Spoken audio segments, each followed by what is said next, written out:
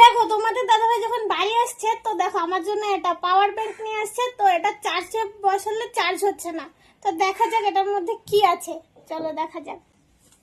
দেখো এটা এখন খুলবে, মানে এতটাই ঠকায় মানুষকে যে কি বলবো। দেখতে পাচ্ছ, দেখো চার্জ হচ্ছে না। তো আমি বলি খুলে দেখা যাক কি অবস্থা।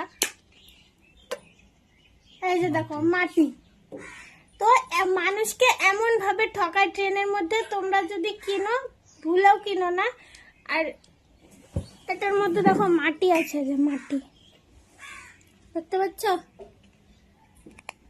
মাটি দিয়ে ভারী করে রেখেছে।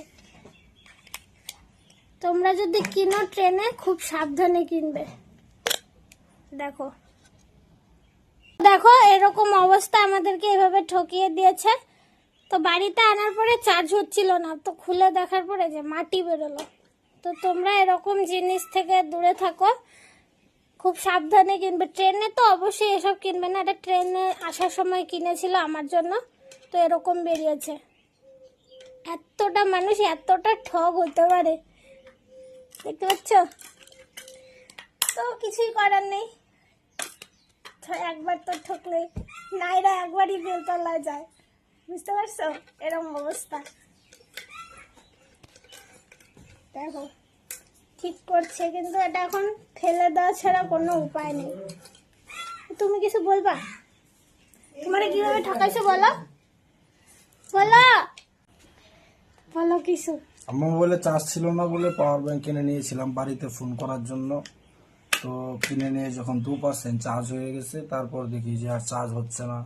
তখন আমি ওখানে চার্জ করার মতো জায়গা ছিল না, খুব ভিড় ছিল ট্রেনে। তারপর যখন আমি নিয়ে বাড়িতে নিয়ে এসে চার্জে বসাই, চার্জ হয় নাই। এখন খুলে দেখছি ভিতরে মাটি। তাই বলি ট্রেনে জিনিস কেনার সময় একটু দেখে শুনে কিনাই ভালো।